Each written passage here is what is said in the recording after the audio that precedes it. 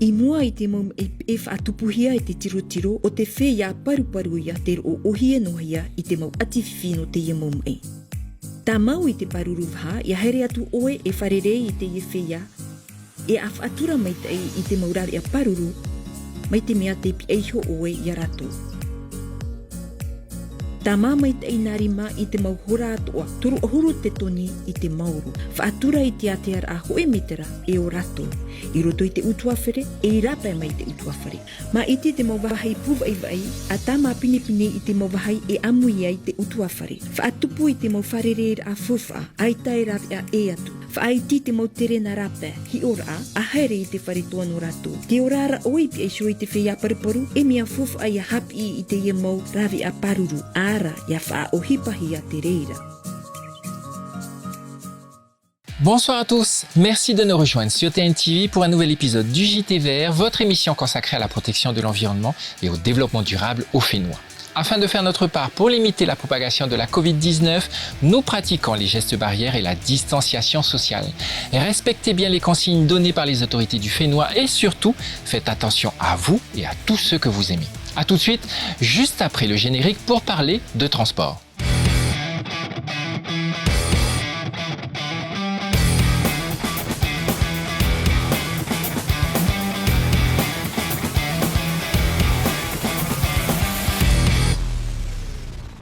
Imaginons Papeete débarrassé de ses voitures particulières. Quels en seraient, d'après vous, les résultats? Organisée pour la première fois en 1996 à Reykjavik en Islande, la journée sans voiture avait pour objectif d'encourager les habitants à une mobilité plus propre, moins consommatrice d'énergie et moins dangereuse.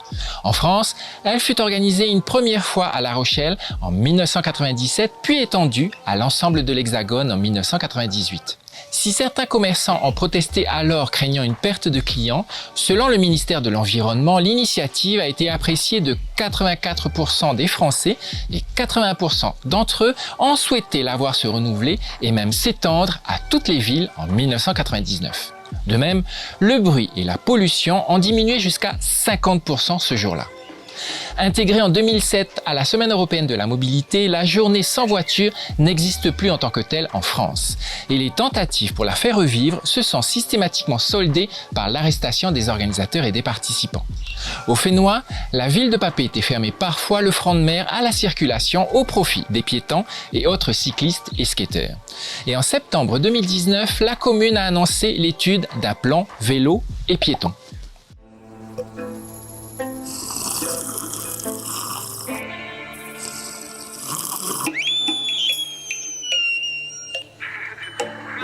C'est que du kiff, allez, génial.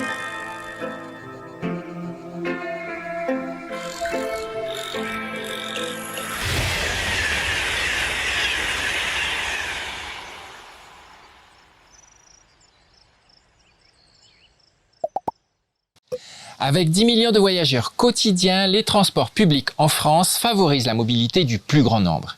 Émettant 5 fois moins de CO2 que la voiture particulière, ils sont, d'après l'ADEME, des acteurs incontestables de la transition énergétique. Au Fénois, jugé peu fiable, mal organisé et inadapté aux besoins, le réseau de transport en commun n'était toujours pas considéré comme une alternative à la voiture. En 2018, on estimait que plus de 5% de la population utilisait régulièrement un mode de transport collectif, alors que la demande de déplacement était évaluée à 530 000 trajets par jour sur l'île de Tahiti, dont 460 000 sur la zone urbaine de Papeete et près de 145 000 rien qu'en ville. La signature du contrat de délégation de service public du transport en commun terrestre, régulier et scolaire sur l'île de Tahiti en octobre 2018 semble déjà apporter des améliorations.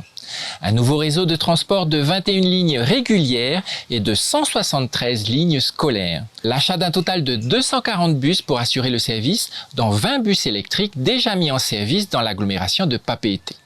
Je vous propose de rencontrer Xavier Chengsao, le directeur de production de la société Tere Tahiti, qui assure justement ce service de transport régulier. Il nous parle de tout ce qui a été mis en place par l'entreprise pour améliorer le service. Alors, d'une part, c'était une volonté de la société d'essayer d'aller vers un modèle plus écologique, environnemental, mais aussi c'était une grosse volonté de la part du pays pour aller vers un système beaucoup plus propre. Sachant que dans tout le Pacifique, nous sommes les premiers à avoir des bus électriques. Du coup, vraiment, effectivement, lorsque nous avons commencé l'année dernière, on allait vers l'inconnu, on n'était pas sûr, mais ça s'est quand même avéré très positif. Du coup, même les conducteurs sont très contents de leur véhicule, ils en sont même très fiers. La population a très bien accueilli parce que ce sont des bus quand même vraiment silencieux et vraiment confortables avec des suspensions pneumatiques. Alors, comme évolution, déjà, nous avons du matériel beaucoup plus moderne. C'est vrai qu'à l'époque, c'était des trucks. Aujourd'hui, nous n'avons que des bus. Qui plus est, tous climatisés.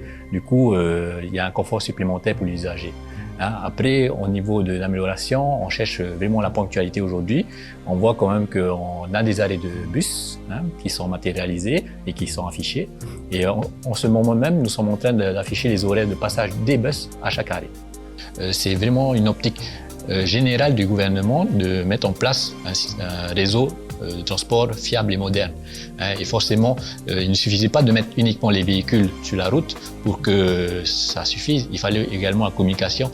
Et s'il n'y avait pas d'arrêt de bus défini, c'était un peu plus compliqué aussi pour nous au niveau ponctualité.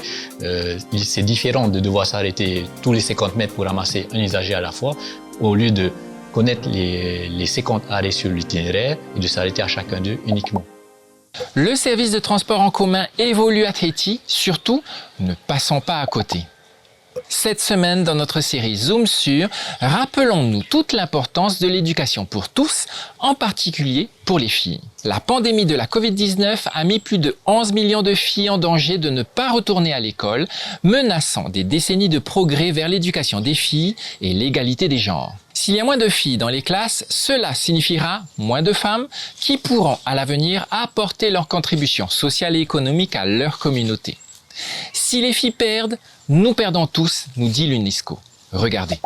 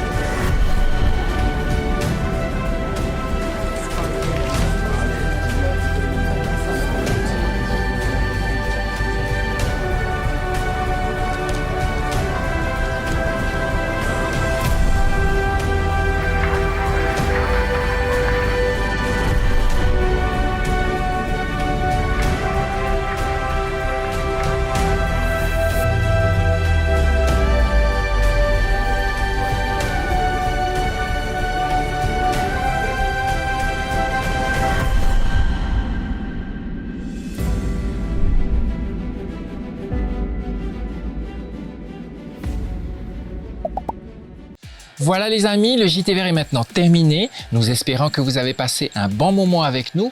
Vous pourrez retrouver notre émission sur le replay de TNTV ainsi que sur les réseaux sociaux du JTVR. Faites attention à vous et à tous ceux que vous aimez. Restez prudents. À dimanche prochain sur TNTV. Au revoir.